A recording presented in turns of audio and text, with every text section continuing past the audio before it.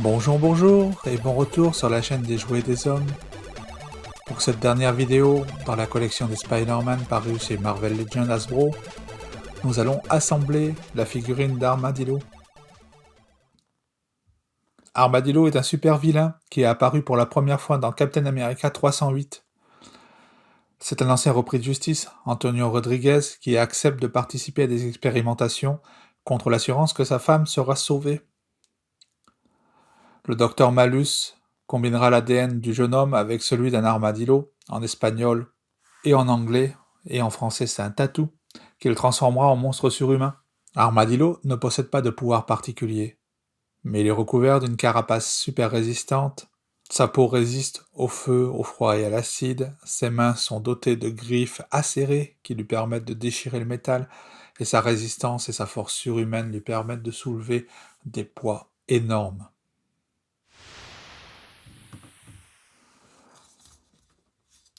Assemblons notre personnage. On va commencer par la tête.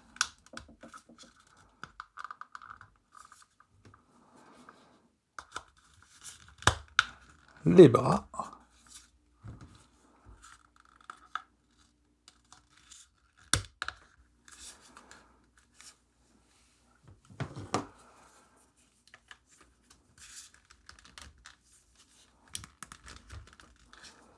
Une première jambe.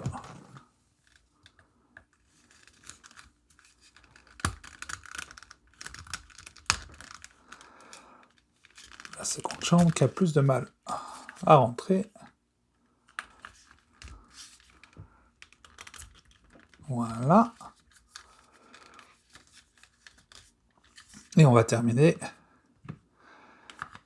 par le haut de la carapace qui se fixe grâce au téton et au trou qu'il a dans le dos. C'est une figurine imposante.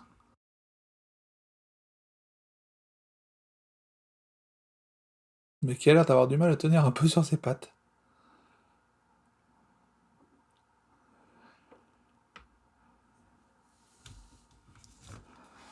Côté articulation, pas beaucoup de mouvement du côté de la tête. On va pouvoir lever et baisser à peine. Pas de rotation sur les côtés, ou très peu, mais on peut tourner la tête. Les bras vont être gênés par le reste de la carapace, mais on peut quand même lever un petit peu moins qu'à 90. On pourra aller en avant, on pourra aller en arrière. Il faut oublier la rotation complète. Nous avons la rotation au niveau du biceps, une simple articulation au niveau du coude qui permet un 90, une articulation au niveau de la main qui permet d'avancer et de reculer, ainsi que de faire une rotation.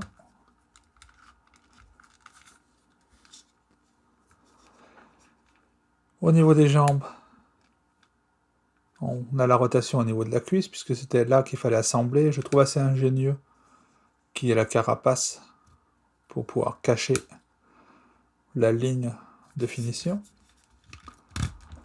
On a une simple articulation au niveau du genou. Au niveau de la cheville, on va pouvoir remonter. Avancer, en fait, très peu, puisqu'on est gêné par le moulage du plastique. Mais c'est pas mal ça. J'avoue que je trouve assez bizarre qu'ils aient choisi comme figurine à assembler un super vilain de l'univers de Captain America, plutôt que de prendre un autre super vilain de l'univers de Spider-Man, par exemple l'Homme des Sables, que l'on retrouve dans Spider-Man No Way Home.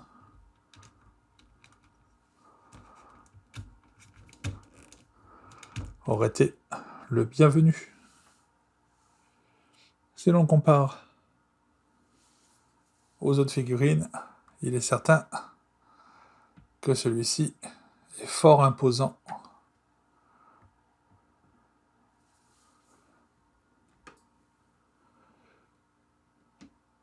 Et malgré que ce soit un personnage issu de Captain America, c'est une belle touche pour finir cette wave, qui a quand même son lot de déceptions, notamment avec l'absence d'accessoires sur les personnages de Spider-Man eux-mêmes,